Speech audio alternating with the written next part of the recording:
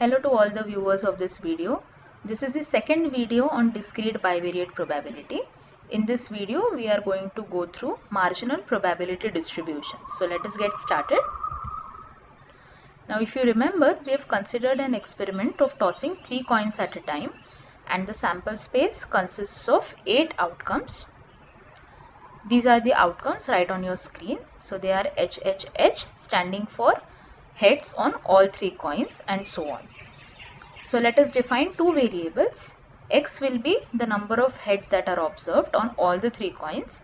Y is the number of heads observed on only the first 2 coins. So in the sample space, I have shown you the split up of outcomes. So the first 2 cases are when y is equal to 2. The next 4 are when y is equal to 1. And the last 2 cases correspond to y equal to 0. So in this sample space now, when I write the pair 2, 2, it means x is equal to 2, the first number, and y is equal to 2. So similarly, 2, 1 stands for x equal to 2 and y equal to 1. Okay, so let us get ahead now. Now this is the table of joint probabilities that we have. This is also known as the bivariate probability distribution. Now the values in the individual cells in this table are nothing but the joint probabilities. So in the table, in the column of x equal to 1 and in the row y equal to 1, you have the probability 2 by 8, which indicates that probability that x and y both take the value 1 is given by 2 by 8. So now let us discuss the meaning of marginal probabilities. Now without going into the technical stuff of it, I'll give you an easier way to understand. The row totals and the column totals are nothing but the marginal probabilities of x and y.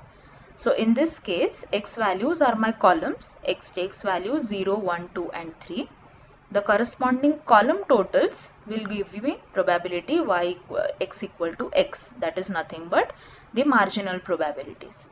Similarly, the row totals will give me marginal probabilities of y. So if we split them up, it will look something like this. So marginal distribution of x is nothing but a table that gives you all values of x along with the corresponding probabilities. So notice the probabilities here, and let me take you back to the previous slide that we have. So in this case, the column totals are 1 by 8, 3 by 8, 3 by 8 and 1 by 8 again, which are nothing but the individual probabilities of x. On similar lines, you can form the marginal distribution of y as well. It is a table that lists values of y which are 0, 1 and 2 along with the associated probabilities. Now I want you to look at these two slides again. In marginal distribution of x, the total of probabilities is going to be 1, which is always the requirement. Same is the case with marginal distribution of y. The addition of all the probabilities is going to be 1. So hope the concept of marginal distributions of x and y is very clear to you. Thank you for watching the video.